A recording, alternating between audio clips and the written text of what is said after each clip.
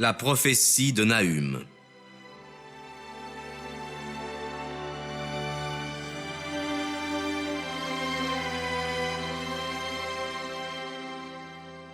Fardeau de Ninive, livre de la vision de Nahum, l'Elcéséen. Le Seigneur est un Dieu jaloux et qui se venge. Le Seigneur se venge et il éprouve de la fureur. Le Seigneur se venge de ses ennemis et il s'irrite contre ses adversaires. Le Seigneur est patient et grand en puissance, et il ne laisse pas impuni. Le Seigneur marche dans la tempête et le tourbillon, et les nuages sont dans la poussière de ses pieds.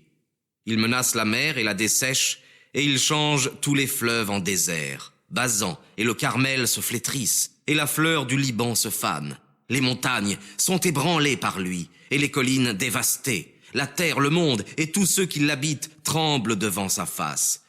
Qui résistera devant son indignation et qui soutiendra la fureur de sa colère? Son indignation se répand comme le feu et il dissout les pierres. Le Seigneur est bon, il réconforte au jour de l'affliction et il connaît ceux qui espèrent en lui. Par un déluge qui passera, il anéantira ce lieu et les ténèbres poursuivront ses ennemis. Que méditez-vous contre le Seigneur? C'est lui-même qui anéantira. La tribulation ne viendra pas deux fois. Comme des épines qui s'entrelacent, tel est le festin où ils s'enivrent ensemble. Ils seront consumés comme de la paille tout à fait sèche. De toi sortira celui qui médite le mal contre le Seigneur et qui agite dans son esprit des pensées de perfidie. Ainsi parle le Seigneur. Quoique très forts et nombreux, même ainsi ils seront fauchés et disparaîtront. Je t'ai affligé, mais je ne t'affligerai plus. Et maintenant, je vais briser sa verge de dessus ton dos et je romprai tes liens.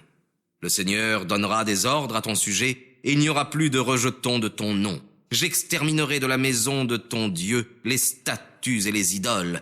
Je préparerai ton sépulcre parce que tu es méprisable.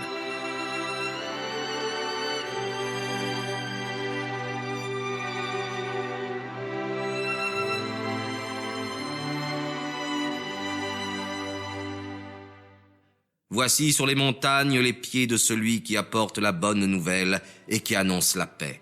Célèbre, Juda, tes jours de fête, et rends tes vœux, parce que Bélial ne passera plus désormais au milieu de toi.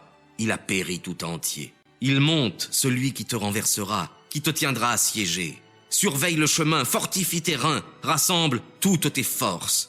Car le Seigneur rétablit la gloire de Jacob et la gloire d'Israël, parce que les dévastateurs les ont pillés et ont détruit leurs sarments.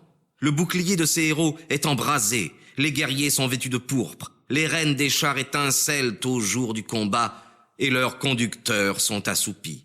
Ils se rencontrent sur les routes, les chars se heurtent sur les places. Allez voir, on dirait des lampes, des éclairs qui courent.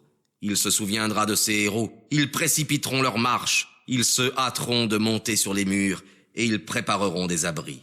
Les portes des fleuves sont ouvertes, et le temple est détruit au ras du sol. Le soldat est fait prisonnier, ses servantes sont emmenées, gémissant comme des colombes et murmurant dans leur cœur. Les eaux de Ninive étaient comme les eaux d'un étang. Mais ils ont pris la fuite. Arrêtez, arrêtez, mais personne ne revient. Pillez l'argent, pillez l'or, ses richesses sont sans fin, elle est remplie d'objets précieux. Elle est détruite, renversée et déchirée.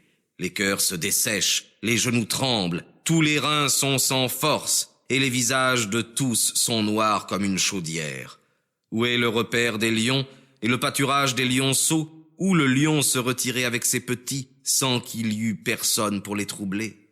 Le lion apportait une proie suffisante pour ses petits. Il égorgeait pour ses lionnes, il remplissait ses antres de sa proie. Nous espérons que vous avez apprécié cet aperçu.